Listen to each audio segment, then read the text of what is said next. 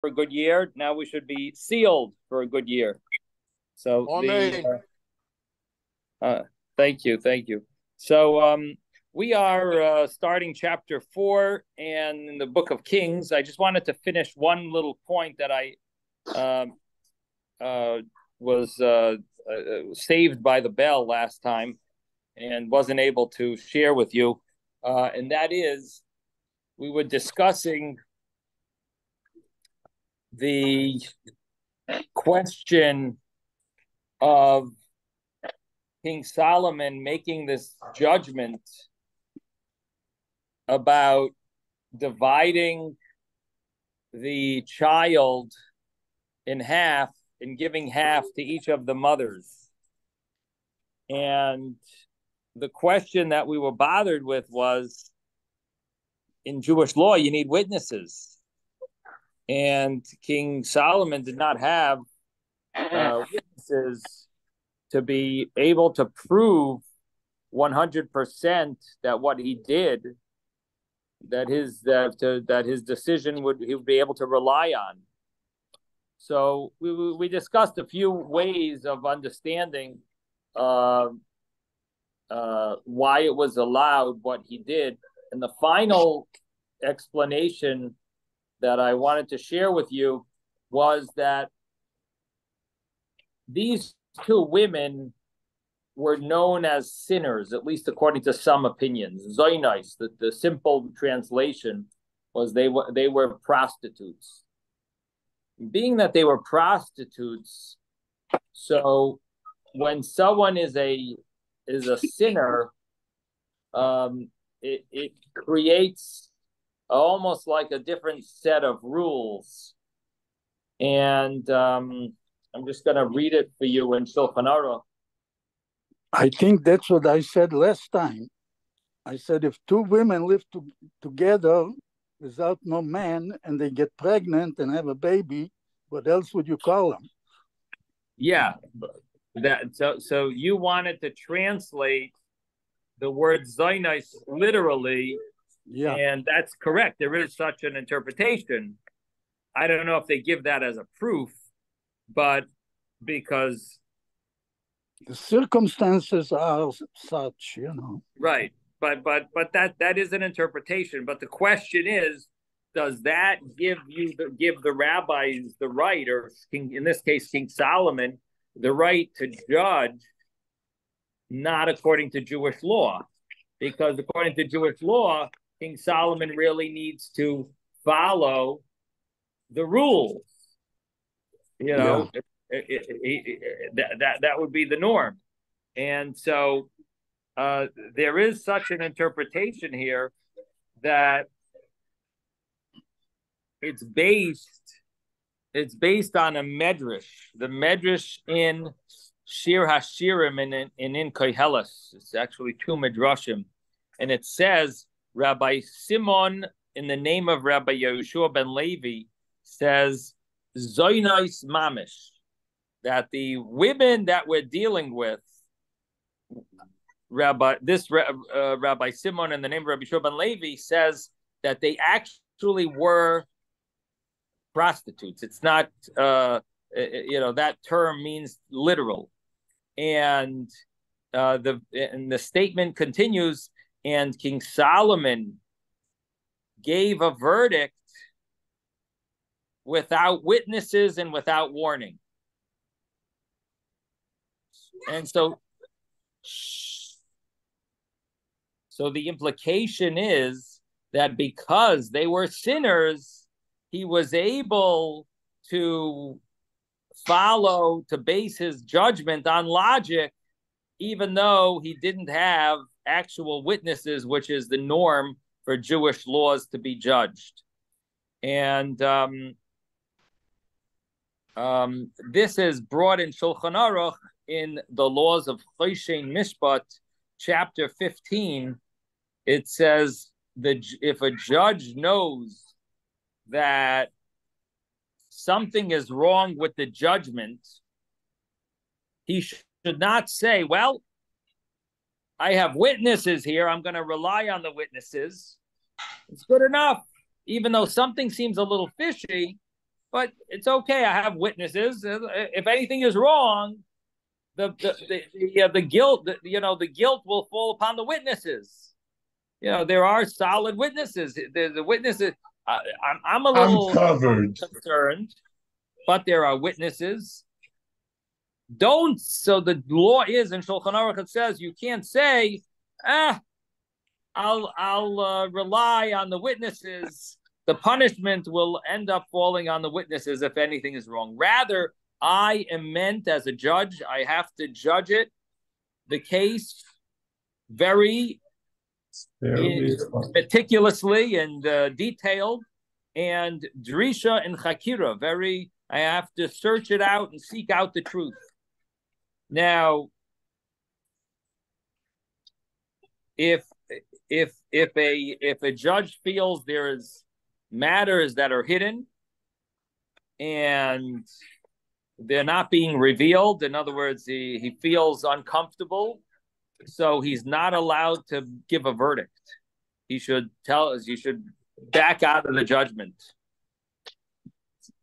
And so it mentions this applies if the prosecutor seems to be lying. But what about if the defendant seems to be lying? So the defendant has an item it seems that he's lying about, and there's witnesses. There's reasons to maybe allow him to keep it. But the law is that the judge cannot back out of such a case, because if the defendant seems to be lying, it seems like he's a crook. So you need to get the items out of the hand of the crook.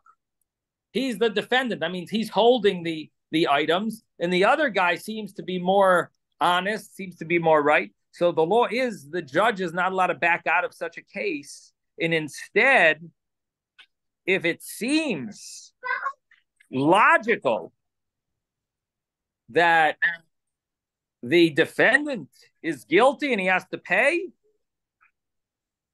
you should make him pay. Where do we see such an idea?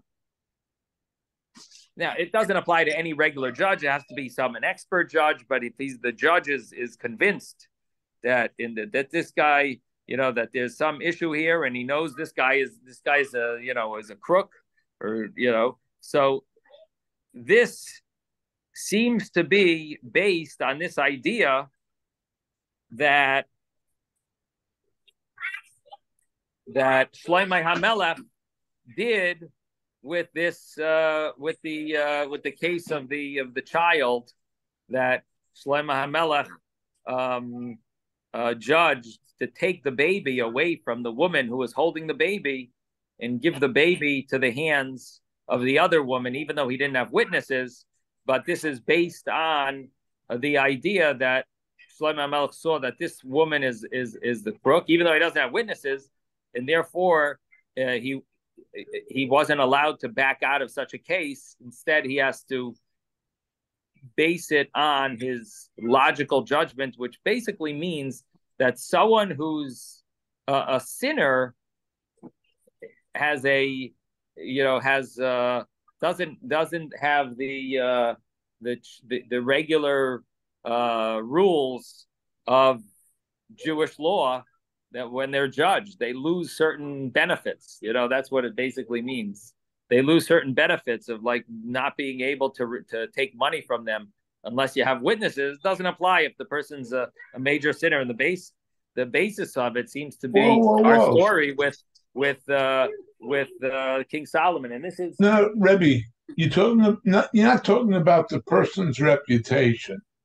You're only talking about, I don't think the judge is allowed to go and check the neighborhood to see what kind of reputation this guy has. I think, at least as I see this is evident from the behavior before the judge. If he can perceive on his logic or through his questioning that one of them is the Russia, then he can call it that way. But well, that's we all have I to would point. say. I just want to clarify two things. Number one, we're dealing with a guy who's a wicked guy. But number two, that doesn't mean that in this case he's wrong. It has to be that the judge is convinced that he's wrong also in this specific case, that the judge will remove him from his possession and take it and give it to the person who he feels is right. But where do you have wicked coming into this before this trial? That's what I'm saying. Well, Yakir Panav, you can't. You're not supposed to anything to do with who they were outside, unless it's directly relevant. I can't believe that a Bezdin, starts sniffing around. Oh, where were you for Yontif? No, oh, really? Yeah. I mean, but even there, it's something that came out during the trial. It would not be based on reputation or what kind of person this guy is beforehand. Well, the case in Shlomo HaMelech is she was a Zaina. But that's not relevant to his decision. His decision was that if you are willing to have the baby cut in half so that you could have your way, evidently you are not the mother. And that was the brilliance of looking beyond just the result. But I don't think the Zaina part had anything to do with it. I can't believe that could be added entire. So the point is this: you're not comfortable with this because it sounds like the fact that the person has a sin, therefore we automatically don't believe their claim. But that's not the point. Just because they have some other sin doesn't mean you're right. We can't just use that as a reason to say, oh, this person is wrong here and the other person is right. But what it does allow, at least according to this understanding, and this is based on a Biur Hagra in Shulchan Aruch over there, which you could take a look. It's an interesting idea, but it's again, it's in Choshen Mishpat chapter 15, Sif Dalet and Sif Yud Beis. It's there, and the Biur Hagra explains it this way. At least he implies that this is what he's explaining. That the idea is that the regular rule of needing witnesses in order to take money away from someone, in other words, we follow the certain code of which makes it very complicated to get people what they deserve, because sometimes you don't have witnesses. That rule we don't give to a person, we don't give to such a person. Now, in truth, if you look just in Shulchan Aruch, it does seem like it only applies to a Ramai, to someone who is specifically like a swindler, not just because they did some sin like prostitution or something. It's more of someone who's more of a swindler and a Ramai, a cheater. But the way the Gra wants to explain it is that it's similar to the story of Shlomo HaMelech. Now, it could be, you could say that maybe it's because Shlomo was convinced from this story itself that she's a crook. So I'm not disagreeing with you that maybe you could that maybe you could explain the Gra a little differently, but this is the way one of the commentaries wants to explain this Biur Hagra, that it's based on the fact that they were Zoinais, therefore they lost the ability to I mean it's sort of based on the Medrash, that because they were Zoinais, therefore Haitzi Dinan B'lei Edom V'Hasra. This is the words of the Medrash. Now that doesn't mean that it's a halachic conclusion, but that's at least the way this Medrash seems to follow, and they want to connect it with this idea in Shulchan Aruch. But in truth, you're right. Maybe you could say that in Shulchan Aruch it only applies if the person is definitely a Ramai, and then you could explain the story of Shlomo HaMelech, where he read straight through this other woman that she stole the baby, and so he was already convinced from her crookedness that allowed him to, follow his understanding, even though there were not witnesses. But again, it's a complicated story because Shlomo Melech is basically making a verdict based on his own logic, which is and whether or not you believe a person because they are a prostitute or engaged or whatever is perfectly fine. We do that all the time in a courtroom also. What do you do? Oh, okay. That's already a decision of whether I want to believe you or not. But that's all. It has nothing to do with the guilt itself or how to dispose of the case. Right. So according to the way I explained it, it doesn't really contradict your point. Right. In other words, we're just allowing the judge to judge based on his understanding of the case rather than on witnesses. We're letting him judge the case according to his logic, according to what he sees. But even so, it's not 100%. I mean, you could still argue with it and just say the Medrash maybe follows this logic, but maybe Shulchan Aruch doesn't. Can I say something, Rabbi? Sure, Ben. Okay, I wanted to say maybe Solomon skipped one step. He could have asked them, do you know who the father is? If you know, bring him to me and I want to talk to him too. And that maybe would have been the witnesses. How is it relevant? Okay, all right. That's What's an that got to interesting do one. with anything? Right. How is it relevant? It's not. How can anybody testify who the father is? Especially if she's if according to the rabbi, she's a prostitute. She wouldn't know. Okay, if she says no, she cannot, then he knows for sure. But how can she know? It's the How problem. can she says yes, you believe her? Well, my argument to all of you is both of them are prostitutes. Right. Okay. But the both men, of them are prostitutes. the men wouldn't necessarily want to lie. They're both sinners. Yeah, the women are, but the men necessarily would not want to lie. Yeah, Why but not? Excuse me. If the guy is married, why would he actually say, "Oh yes, I was with this prostitute"? He would not. For sure, he would not. Maybe he wasn't married. Rabbi. Yeah.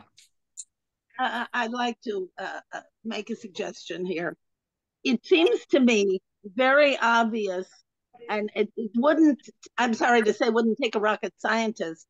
If one person who lays claim to a chattel is willing to have it utterly destroyed, which cutting the baby in half would definitely destroy it, then it's obvious that that person really doesn't have a right to its ownership. And I don't think that it needed to have all kinds of incredible thought processes to figure that one out. So we spoke about this. Penina, yes. We already mentioned this last time. We were taking a different route this path, but we mentioned that already. That we spoke about last time. Yes, David. I was there last time, and it didn't seem that cut and dried to me before that it was discussed. But it seems pretty obvious. No, we had a lot of. We did discuss last time. Yes, David. Isaac may be going according to in American law, a person's innocent until proven guilty. So the fact that the person has a reputation as that they were a crook or they were this or that, that may not mean that they're guilty here, because we don't accept circumstantial evidence in Jewish law. A person has to be proven that they're guilty. But circumstantial evidence that is presented in court. All I'm talking about is it's out of court or in court. You have to insist on in court, because otherwise you're just running whatever. the real mother would be lactating at this point and not the lying mother. That's right. They should line them all up. Isaac, Okay. what do you think would be, I'm kind of curious, Isaac, what in your opinion would be the right way to judge it? It's just so, the discussion That's is so what the interesting. Navi's telling you is the brilliance of Shlomo HaMelech, that he created a situation in the courtroom where each one could show their real self. That's what the Chachma was of Shlomo, that he brought it there so everybody could see it right there in the courtroom. And nobody had to make a big decision as to who was the real mother. It was apparent to everybody. Just by asking additional questions, additional details, or how exactly, he would see the truth. If it's no witnesses. That's how he did it. He said, you know what? I agree. I can't decide. Half goes to each one. No, but what do you think would be the right way of making this process go? Isaac, it was a parent. Who's the parent? Well, Shlomo made it apparent. That was the brilliance. The Navi's trying to tell you just how brilliant he was. If you're getting into the technical details, I would tell you that his brilliance was that he did this in the courtroom during a way of doing it by coming up with this phony judgment. Somebody else might have come up with another way to show which one is a liar.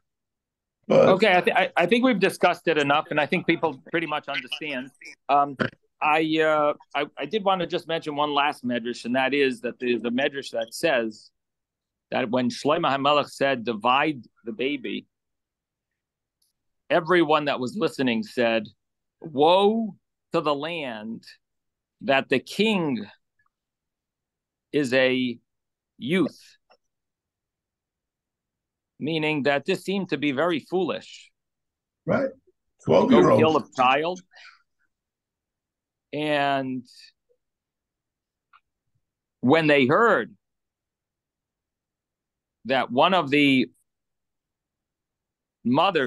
women said, the baby shall not be for me and not be for you. Instead, let us agreed with Shlomo to go and cut the baby. So it became revealed who the true mother was. All the people said, praiseworthy is the land that their king is a free man.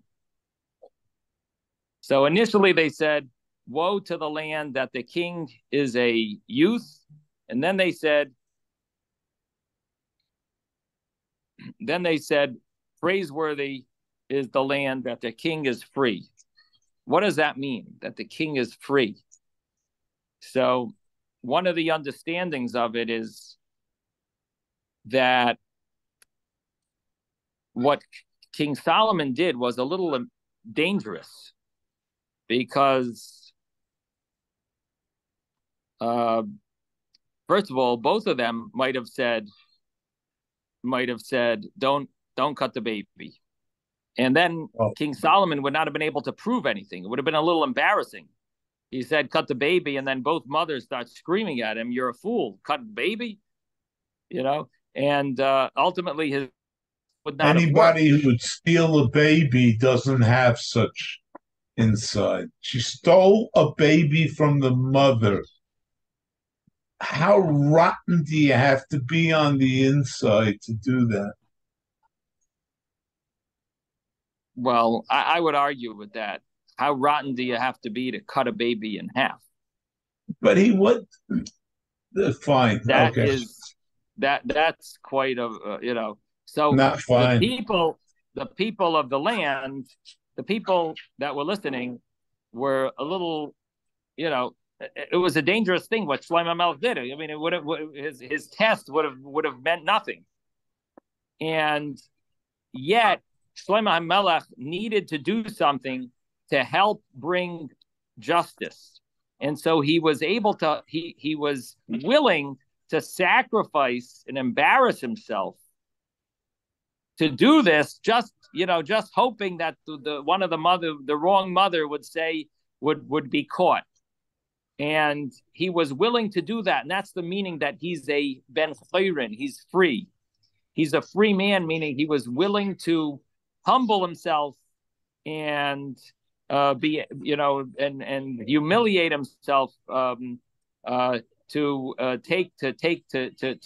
offer this type of a judgment, and it actually worked. And so this is like a message of inspiration of how a real king is, that he really wants the truth, and he's willing to risk his little of his reputation, just in order to that the truth will come out.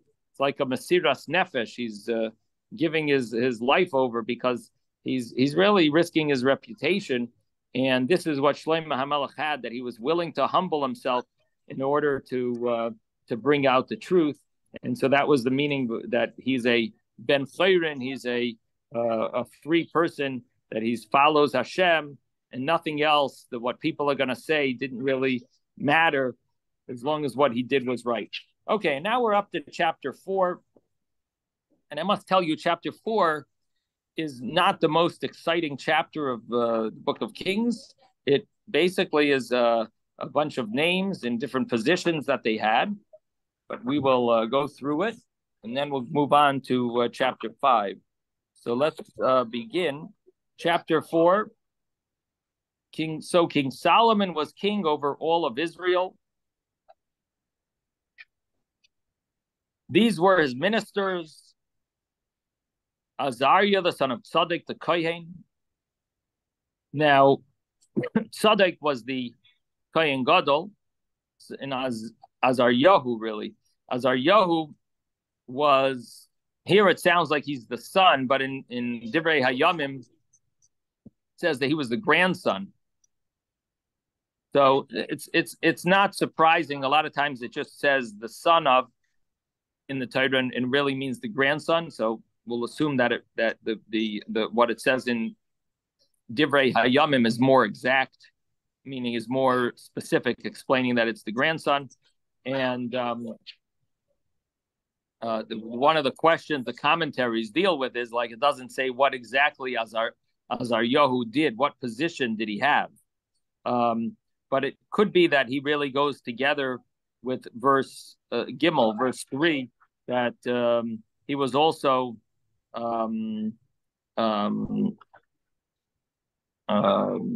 like a scribe, or together with the people in the next verse.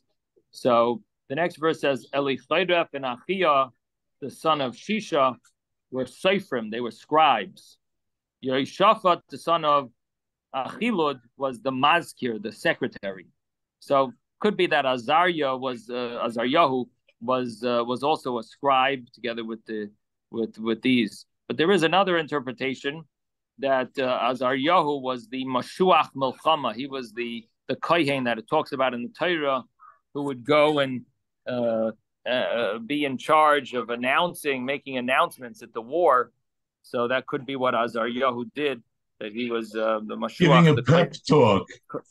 What is that? Pep talk. Giving a very unusual pep talk. Yeah. He would also tell them who doesn't have to be at the war should go back, should go back. And verse 4, Benayo ben Yehoyada, who we've heard about a few times already, he was al Hatzava, he was over the army. And the Tzadok, the Avyasar Koyanim. And Tzadok and Avyasar are Koyanim. Now, who was this Avyasar? So, if you remember, Avyasar, the Avyasar that we know of, would be a little surprising that Avyasar would have been one of the head Koyanim, or or even a regular Kohen. Avyasar was kicked out of his position of Kohen Gadol, and he even chose to go with Adoniyo when it came to the rebellion. So, and he was David HaMelech had spoken to him that he really deserves death, if you remember, and he said, "Go to your fields on Nossos, and you're deserving of death, but I'm not going to put you to death. You were with my father. You were the Kohen Gadol. You carried the ark, and before my father David, and you suffered with David." So he basically kicked him out. And here it seems like he's has a position. So the simple understanding is this is not the same of Yasser. But there is an understanding that maybe he would take over if the Kohen Gadol was impure. That he did let of Yasser sometimes be Kohen Gadol, which seems interesting.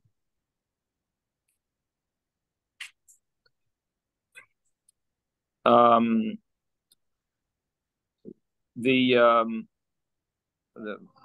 of the commentaries says he was a Sagan. He was like the deputy Kohen Gadol. Now,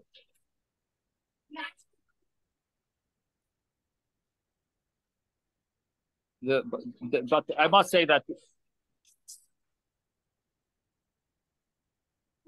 the simple understanding here is that he was a different person with the same name of Yasser. Now, the verse continues, Azaryahu ben Nasan, he was over the commissioners, and Zavud, the son of Nasan, a senior minister, uses the word kohen, but there are different interpretations what kohen means. Kohen sometimes means a real kohen, but it could also mean a minister, mashares, a sar. So a kohen, Reya Hamelach, he was a friend of the king. So this Azaryahu, seemingly a different Azaryahu than the earlier one, because the earlier one was Azaryahu, the son of Tzaddik. This is Azaryahu, the son of Nasan. So he was over the commissioners. Now the commissioners we're going to soon see in verse 7 through, we'll see verse 7 maybe through 19, talks about all these commissioners, the 12 regional commissioners. So this Azaryahu was in charge of them. Zavud, the son of Nasan, a senior minister and a friend of the king. And then 6 is verse 6. Va'achishar was in charge of the chamberlain, and Adoniram ben Avda was in charge of the taxes. So we've got the list of names of who was in charge of what, and this Adoniram, a tax minister, and the understanding here is that he was in charge of who was going to be conscripted into the royal service. And the verse continues that to Shlomo, Solomon had 12 commissioners. And over all Israel, who sustained the king and his household, each one sustained him 1 month of the year. So the way it worked was that it wasn't divided by the tribes. This was not divided just because there were tribes. There were 12 tribes. That's not how it was divided here. Shlomo HaMelech had a brilliant idea of how to divide it based on the agricultural success, and he divided it up into 12, and each one basically sustained, and it was a big expense. They would sustain the king and all of the expenses for 1 month, And the verse 8, these were the names of the people, of the commissioners. The son of Hor at Mount Ephraim, the son of Deker in Makatz, Shalvim in Beit Shemesh, in Eline Dar,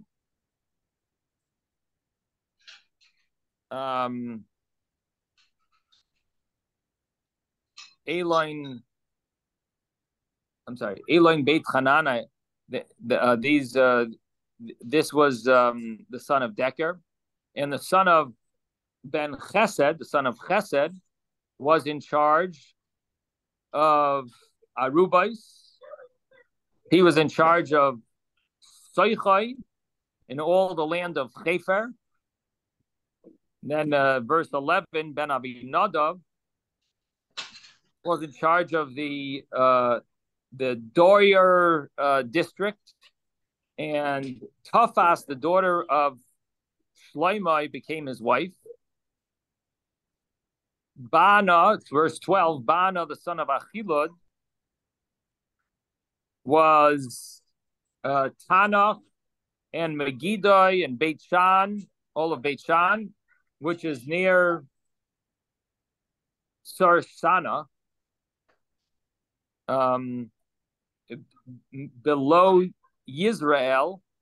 So it's in that area from Beit Shan until Avel Mechayla, until over Yakmaam, so which means beyond Yakmaam. So this is all under the commission of Bana. And then verse 13 is the son of Geber at Ramoth Gilad.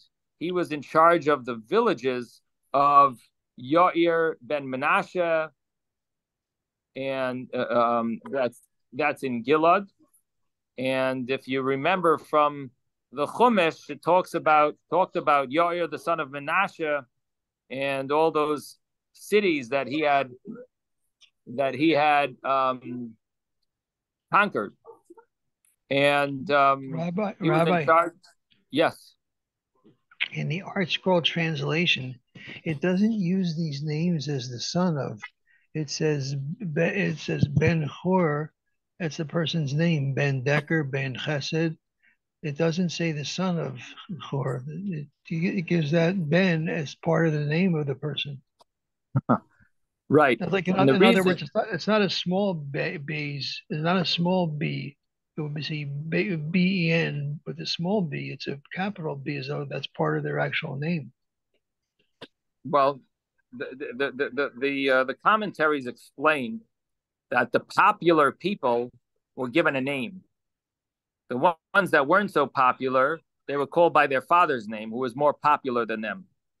So that's the difference here. Some of them have the son's name, and some don't. Most of them don't. Son of Chesed, the son of Hur, but then Bana has his name. He was more popular. So that's the difference. So it does mean the son of. When they speak disparagingly, they also say the name Ben Yishai. We had right, but it doesn't mean disparagingly. It means just means that he wasn't as popular here. Now, the son of Geber at Ramoth Gilad, he was in charge of the villages of Yair ben Menashe in the Gilad, and he was in charge of the Argoiv region, which is in Bashan. 60 great cities with walls and copper bars. And Avinadav, verse 14, Avinadav, the son of Idoi, at Machanayim. He was in charge of Machanayim, and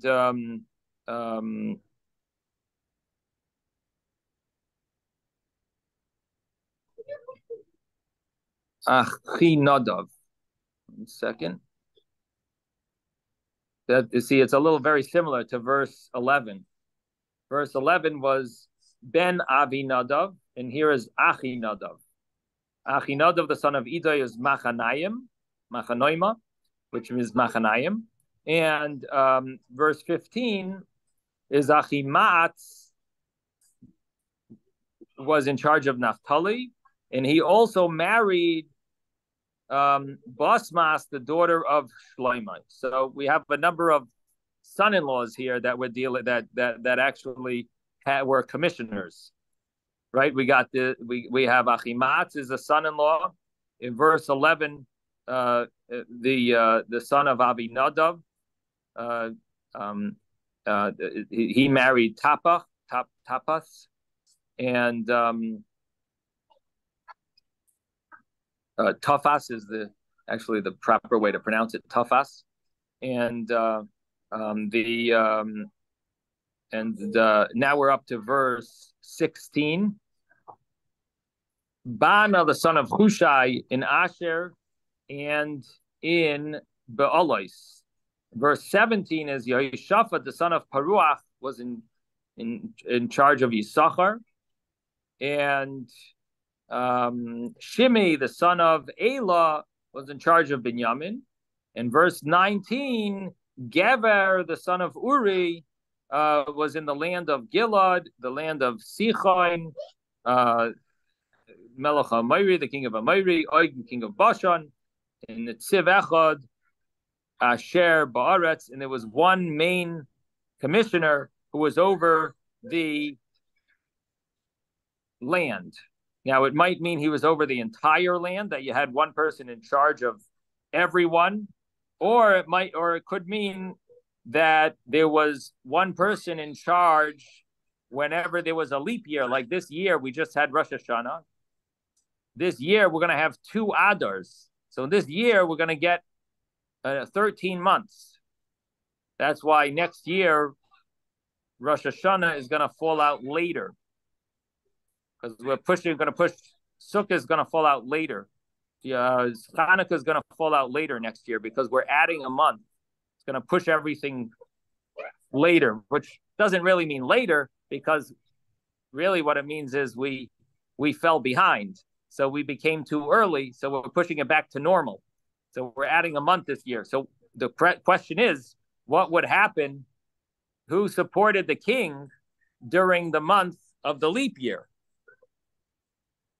So one of the interpretations is that's what it says. There was one other commissioner who was in charge of the land. Basically means for those whenever there was a leap year. It wasn't regularly there. It was only for the leap year. Or another interpretation is he was the main commissioner and he was in charge of everyone. And that would go back to what we said earlier, Azaryahu. Before we said it didn't say what Azaryahu did in verse 2. Pasuk Beis didn't say what Azaryahu did. So that interpretation would be that he was in charge of all the commissioners, and he was the one who checked over all of them, made sure everything was running smoothly. And now verse 20. Yehuda and Israel were numerous.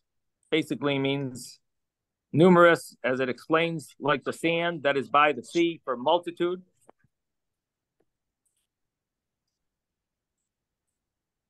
And eating, drinking, and rejoicing. Interesting verse.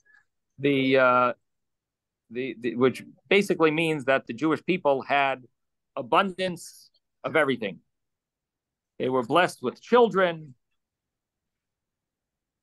with wealth, with the ability to rejoice. They had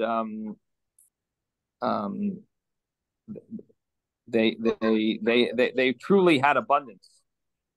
In fact, one of the questions that's asked in the Talmud is, why in the second temple did they need to add on to the altar? In the first temple,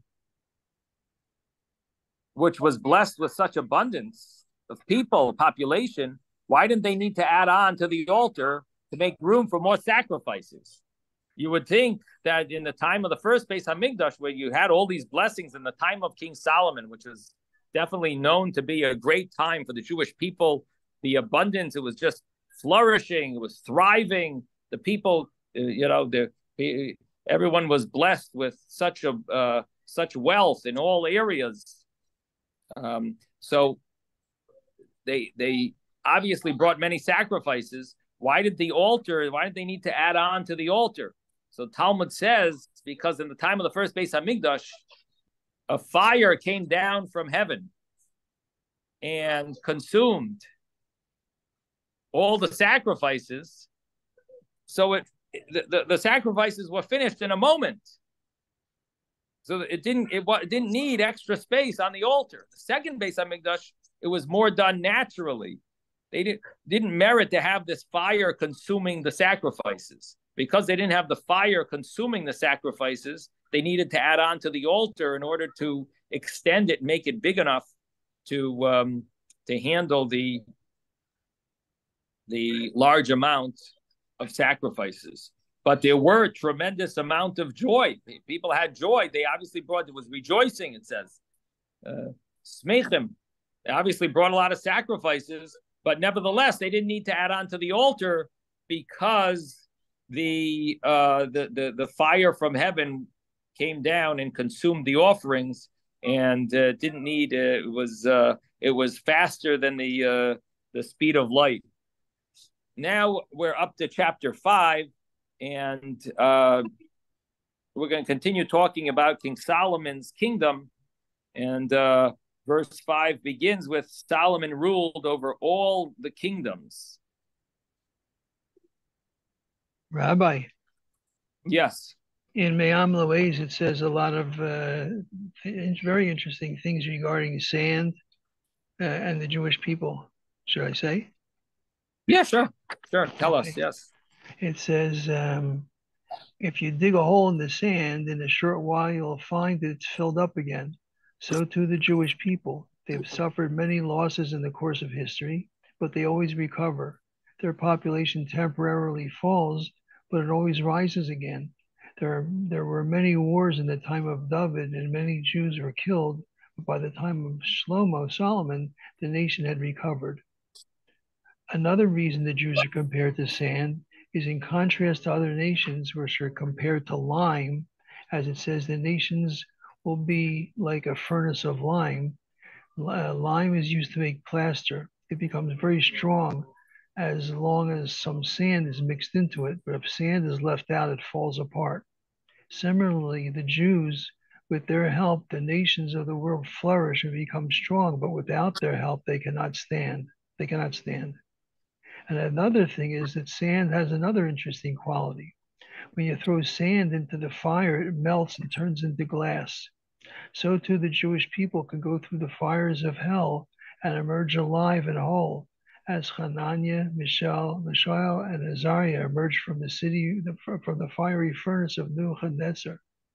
The persecutions and suffering that the Jews have gone through over the ages have united and strengthened them. As glass is purer and more valuable than sand from which it's derived, so too the Jewish people are purified and improved. Amazing. You're doing great. Yeah. Any more? One more thing. Yeah. Yeah. It says the Torah specifically speaks about sand, that it's on the shores of the sea. Sand serves a special purpose of enclosing the sea and stopping it from flooding, and from flooding the dry land. The sea, for its part, keeps washing the sand back up onto the shore so that it does not spread out all over. The Jews in the time of Solomon ate and drank and rejoiced, but they did not violate the bounds of propriety. For the Torah, which is compared to water, restrained and controlled them. Me'am Lo'ez. Very nice.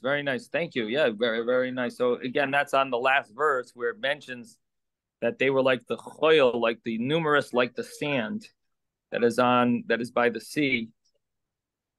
For multitude, eating, drinking, and rejoicing, they had abundance in everything. And thank you, David, for enhancing the the explanations on that verse. Okay, so chapter 5.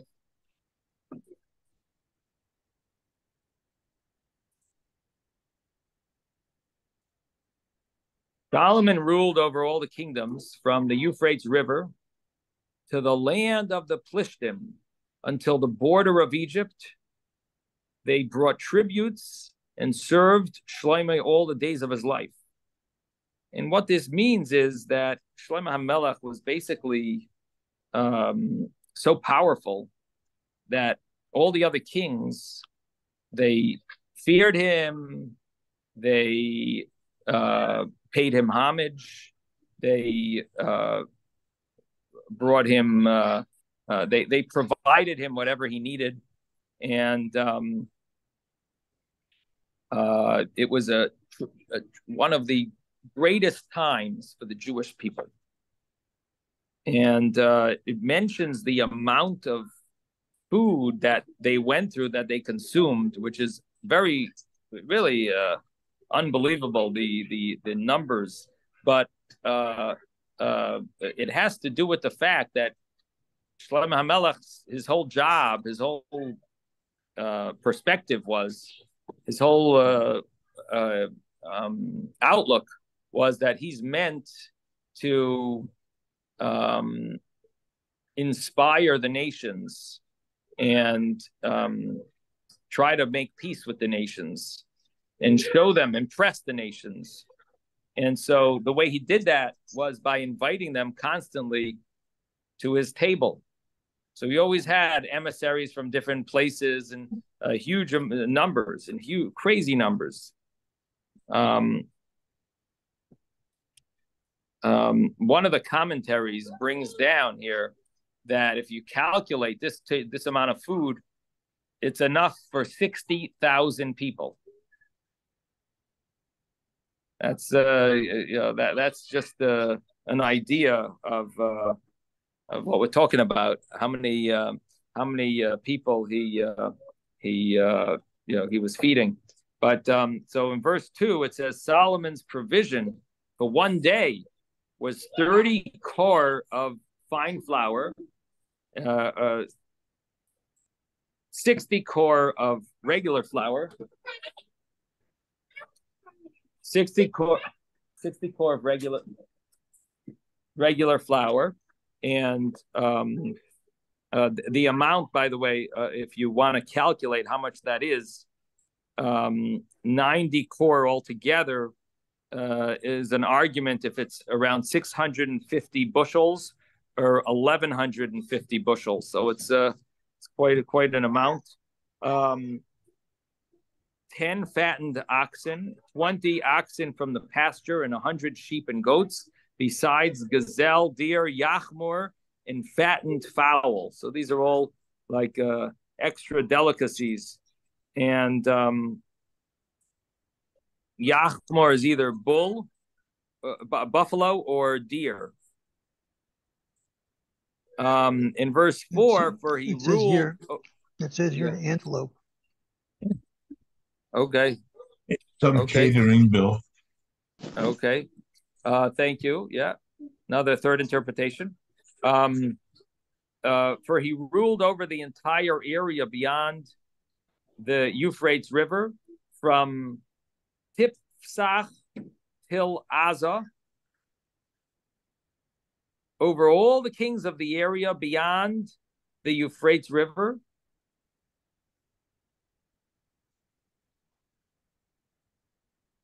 Rabbi, it's called the Euphrates. Euphrates? Oh, thank you. Okay. He ruled over the entire area beyond the Euphrates River, from Tipsach to Gaza, over all the kings of the area beyond the Euphrates River. He was at peace beyond the Euphrates area, and he was at peace with the lands on all sides. So let me just look at the Hebrew over here. He was roideh b'chol ever hanor, from Tifsach till Aza, b'chol malchei ever hanor, and for all the kings, and he had peace from all the mikol avarov misaviv. He had peace from with all the lands on all sides, round about. In other words, all around. So he basically it was really an incredible time for the Jewish people at this time to have such influence on the world and such peace. In fact, just the idea of the whole world being at such peace with him. Now, and now we'll talk about the amount of horses that he had, which we know there's a prohibition in the Torah. You're not allowed to have an abundance of horses. And this, from the numbers you'll see here, it seems that he maybe transgressed this. Now, verse 5. Judah and Israel dwelt in tranquility, each man under his grapevine and under his fig tree, from Dan to Beersheba, all the days of Solomon. And which basically means that they were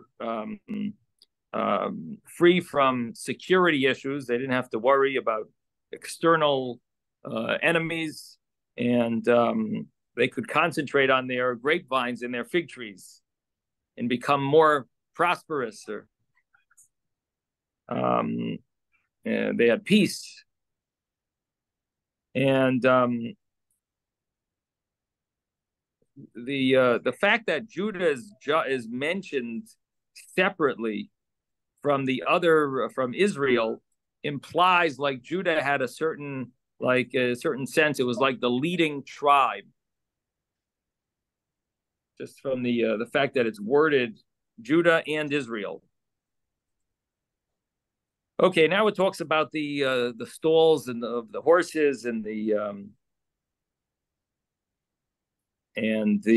stables.